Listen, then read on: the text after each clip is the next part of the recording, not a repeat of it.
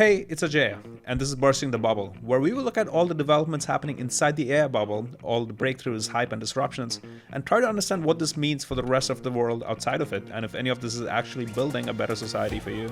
In today's video, the Pope wants AI regulation, while Anthropic admits even the responsible labs cannot fully escape the incentives of the race. Elon Musk loses his $150 billion lawsuit against OpenAI. But the bigger question is, can any frontier AI really stay a non-profit? OpenAI's model has solved a decades-old math problem, raising the possibility that AI could accelerate science, but also concentrate who really even gets to do the science. Singapore might be headed towards being the first Vibecoded country. AI layoffs are getting quite real, but CEOs are starting to walk back the panic that they introduced not that long ago. Deepfakes are hitting schools, elections, celebrities faster than institutions can really respond. And in music and film, artists are calling AI a threat to human creativity, while platforms and labels are already figuring out how to monetize it.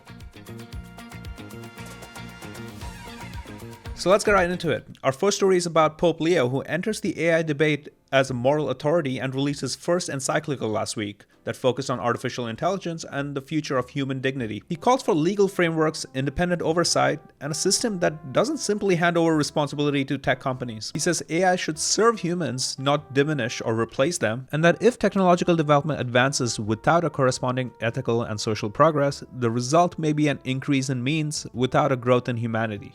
Having more without being more. Interestingly, AI giant Anthropic's co-founder Chris Olah spoke at the Vatican at the presentation of the Pope's encyclical, and he was surprisingly candid. He says that every frontier AI lab, including Anthropic, operate under these incentives that conflict with doing the right thing. Geopolitical and economic pressure, pride, ambition, and the need to stay ahead of the rest of the competition. And he basically admitted that in a world where private companies are incentivized to compete and accelerate and move as fast as possible, they cannot be trusted to introduce AI to the rest of the world in a responsible manner, and they need external authorities like the Pope to keep them accountable. So we're observing this fundamental contradiction in a for-profit company in a system where they need to compete and generate profit to stay competitive and survive, while also trying to do the right thing for the rest of the world. Because Anthropic's entire brand is that they're the safety-focused and responsible ones, and the ones who might be most willing to slow down and do the right thing.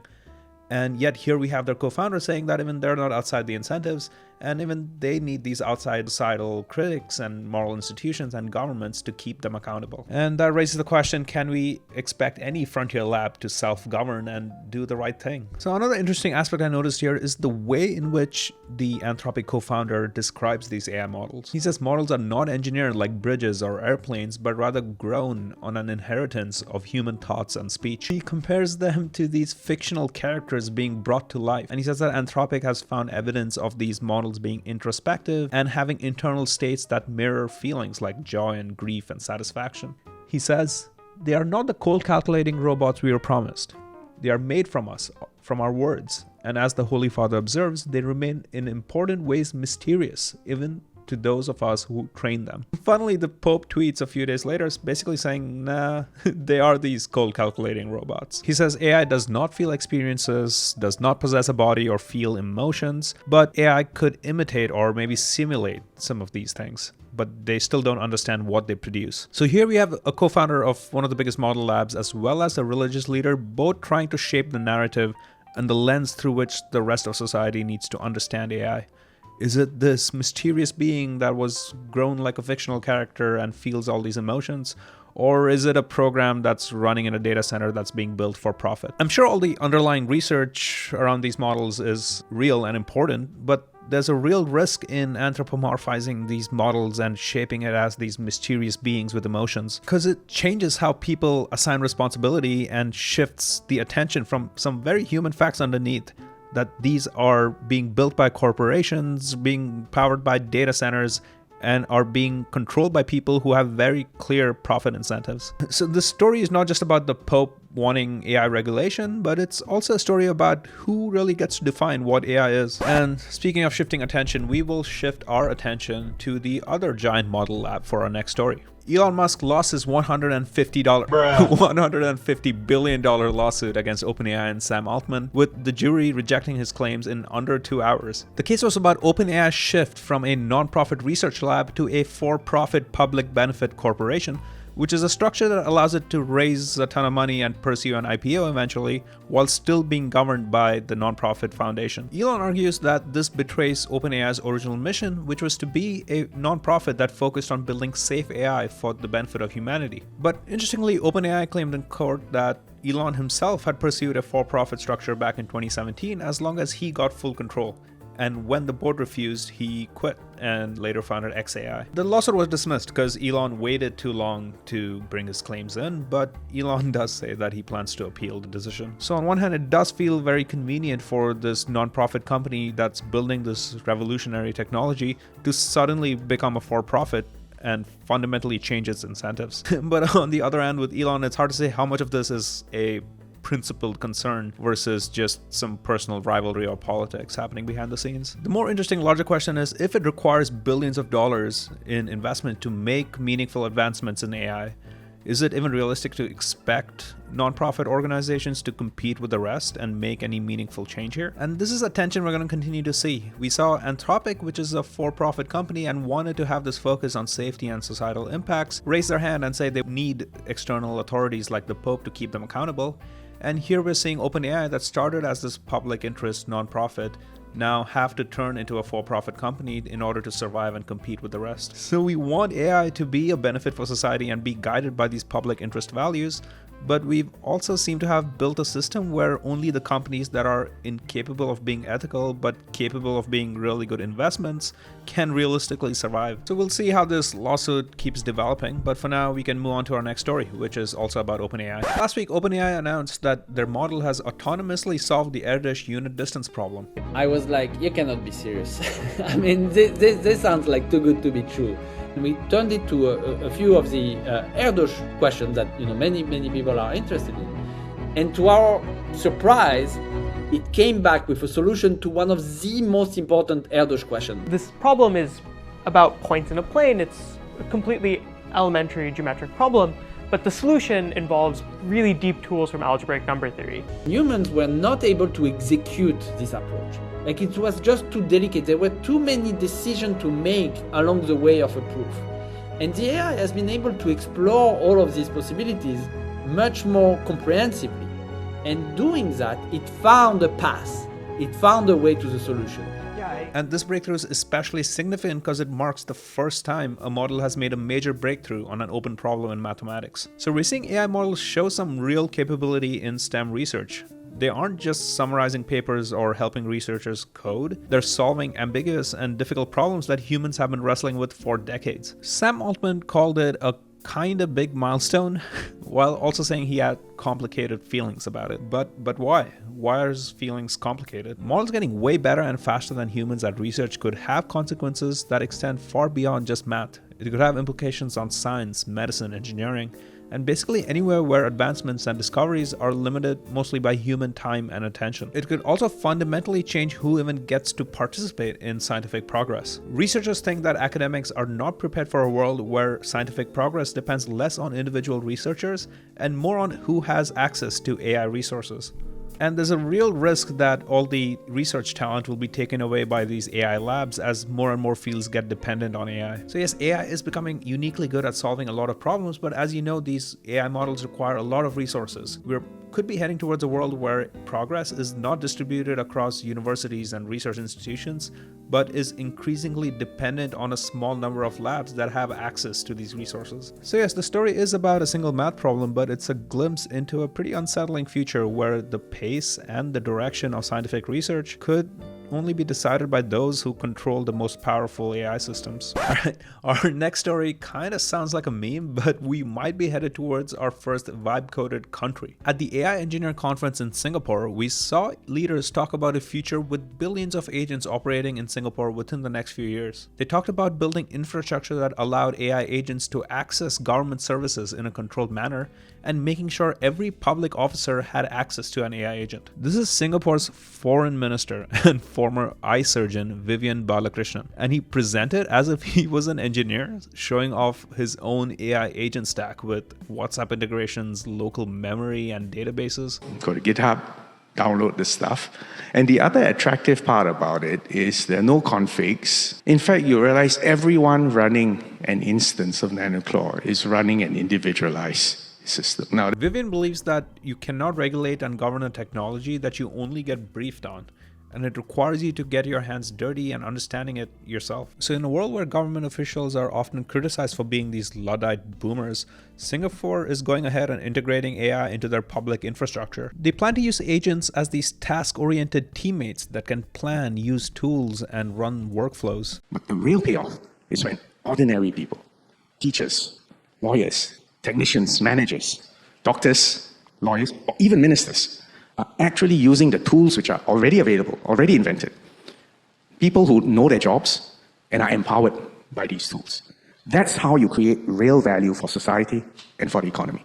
So we're going to start to see what happens when public services like immigration, healthcare, education are all designed around these armies of AI agents. Singapore's approach could make their government services operate a lot faster, but it also comes with major risks. They're going to have to figure out how to deal with sensitive data, hallucinations, AI slop, all making its way into their government services. But Vivian would say, what better way to figure out how to deal with these risks than doing it yourself and feeling the pain directly? I'm curious how this goes for them, we'll see. Alright, we gotta talk about layoffs. Layoffs have and will likely be an ongoing theme in AI as it continues to transform jobs across every single industry. For the last year, the AI leaders have been sending quite an alarming message about white-collar jobs and employment. Things like summarizing a document, brainstorming, putting together a financial report makes me worry a lot that entry-level jobs in areas like finance, consulting, tech, many other areas like that, entry-level white-collar work, I worry that those things are going to be first augmented, but before long replaced by AI systems, and that we may indeed. It's hard to predict the future, but we may indeed have a serious employment crisis on our hands as the pipeline for these early stage white collar work starts to contract and dry up. And Sam Altman has also said that whole classes of jobs could go away as a result of AI. But just in the last couple of weeks, both of them seem to have done an about face and gone back on their original opinions. Sam Altman now says he does not expect a full jobs apocalypse and that he is delighted to be wrong about his worst predictions. And even Dario has now tried to reframe his initial warning and now says automation might actually expand the work people do in the future. And this can be especially confusing to hear when we are hearing about a new layoff specifically attributed to AI like every other day. Meta cut about 8,000 jobs, Intuit cut more than 3,000, Cisco announced about 4,000 layoffs, Acrisure laid out over 2,000 workers, and all these companies are doing this while investing more in AI and explicitly citing AI as the reason these layoffs happened. So these companies did spend a couple years warning us that AI is coming for all white-collar jobs and AI is going to automate entire parts of the economy, and now that we're actually seeing layoffs happen, they're trying to paint a more optimistic future. What changed? And part of the answer is that it is actually a little bit fuzzy. Not every layoff blamed on AI means that AI directly replaced a single worker. Some of it could actually be overhiring or investor pressure or just bad business models, and the leaders are blaming the layoff that they would have done anyway on AI. Jensen Huang calls blaming layoffs on AI a lazy excuse. And there could be a little truth to that. But we should also not let this AI washing argument erase what's actually happening. AI is quite literally making a lot of tasks redundant. And for a lot of people, doing those tasks was their job.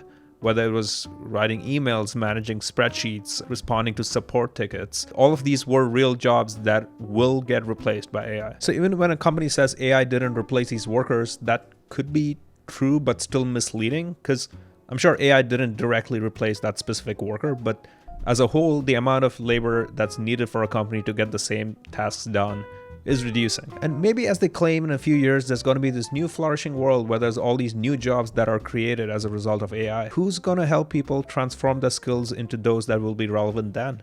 And who's going to help people deal with all the uncertainty and instability that is coming with this disruption and layoffs with AI? And another factor that might explain why AI leaders are changing the narrative around this is that if you're trying to win public trust, get regulators on your side, get permission to build these giant data centers, in local communities, recruit workers, sell your product, and eventually head towards an IPO. You don't want your company to be seen as the reason everyone's losing their jobs. And public sentiment's already quite bad. This is ex-CEO Eric Schmidt when he talked about AI at the University of Arizona. Last December, Time magazine selected its Person of the Year for 2025. And this time, it was the architects of artificial intelligence. Interesting. So today we stand on this edge of another technological transformation, one that will be larger, faster, and more consequential than what came before. It will touch every profession, every classroom, every hospital, every laboratory, every person, and every relationship you have. I know what many of you are feeling about that. I can hear you. There is a fear. There is a fear in your generation yet that the future has already been written, that the machines are coming, that the jobs are evaporating, that the climate is breaking, that politics is fractured, and that you are inheriting a mess that you did not create. And township leader in Pennsylvania resigned after receiving death threats over an OpenAI data center project. So yeah, the walkback might be partly sincere, but it's also coming at a convenient time when these AI companies need the public, the investors, the future workers to all believe that this transformation is manageable. And the governments are starting to respond. In California, Gavin Newsom signed an executive order directing state agencies to study early signs of AI disruption and explore policies like stronger severance protections, employment insurance, retraining, and transition support. So yeah, it's yet to be seen whether AI actually ends up creating a lot more jobs than it's destroying today. But the reality today is that all these layoffs are happening and people are being thrown into a lot of uncertainty. And the only advice I have would be to try and understand how AI is impacting your industry and stay ahead of the curve by figuring out what skills would be useful in a post-AI world. The next story especially sucks. We're going to talk about deepfakes. It's one of those areas where AI has quickly gone from interesting demos to impacting real people in horrible ways. A 404 media investigation looked at a Pennsylvania high school where 5 teenage girls were targeted with AI-generated child sexual abuse material. Their parents are trying to get answers, school administrators and police are struggling over responsibility, and students are being left to deal with the fallout of something that was fake and didn't even happen but is still deeply violating. And the technology has evolved that you don't just create deepfakes of famous and popular people, not that that's okay, but you can just now create a deepfake of anyone around you. And the courts, the parents, teachers, students, everyone's struggling to understand how to deal with any of this. And there's also other stories like this one where people are using real-time deepfake software to impersonate celebrities like Mr. Beast and scam people and make defamatory sexual comments. So it's no longer just fake images. You can now impersonate someone in real time and talk to someone else to scam them while using someone else's face and voice. And there's too many other examples. It's affecting politics. People are generating AI images of the Italian and Australian prime ministers, which have gone viral. And here's another story where Canadian women are being targeted in an AI deepfake case. And as good as you might think you are at detecting AI images, they are getting better, and the public's actually not very good at detecting this stuff. A study showed that British adults were highly familiar with the term deepfake, but the awareness did not quite translate into actually better detection. So we're entering a world where it's getting really hard to trust content that you see online, and it's easier than ever to just spin false narratives and do really harmful things using AI-generated content. Regulators are trying to catch up. New South Wales has moved to criminalize certain kinds of deepfake abuse. Brazil is considering new rules around electoral deepfakes. And in the United States, some states and federal lawmakers are trying to address non-consensual sexual deepfakes. But we're too slow. The abuse is moving way faster than the institutions. We need to make it a lot harder to create and spread harmful AI-generated content and make it a lot easier to detect it when someone does see it. But as things stand today, both of these are not happening, and we'll see when we get there, if ever. Our last story today would be about the music and film industry. For a while, the music industry's posture around AI was largely defensive, with lawsuits and takedowns and musicians feeling like their voices were used without their consent. But now we're seeing a shift with the music industry going from resistance to being a little bit more accommodating. Spotify and UMG reportedly struck deals that would allow fan-made AI covers and remixes for premium users with artist royalty protections. Spotify's stock jumped after the news, which tells you investors see this as a new business line, not just a legal problem. So we've gone from are we okay with AI music to how do we make sure we get paid when there is AI music real quick. AI music is gonna exist and these platforms and labels just want to make sure it's all legal and monetizable. And that's mostly the platforms because it seems like the artists are still furious. Jack Antonoff called AI musicians godless whores.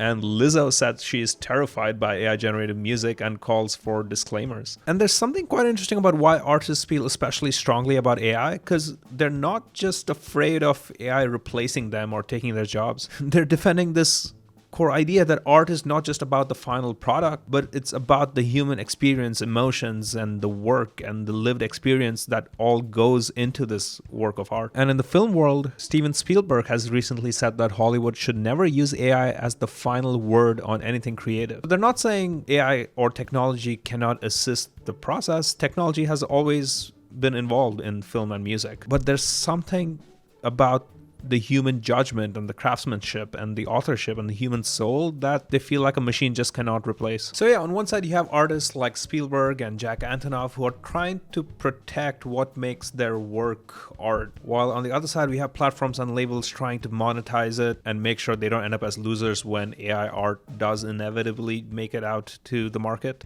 And as the public, I guess we get to decide and see how we feel whether a song or a film was made by AI or not, and whether we are going to see this as a new kind of art form or just a cheap imitation of what we consider as real art. It is an interesting time in the art industry and we will see how it all evolves. Alright, that's all I have for today. Thanks for making it this far in the video, and if you would rather read the news than listening to me yap, I've built a website called misaligned.tech where we have the news section where you can contrast all the news and developments happening inside the bubble with the ones outside and see all the perspectives and the views people have about any news topic. Otherwise, yeah, thanks for watching and I'll see you next time.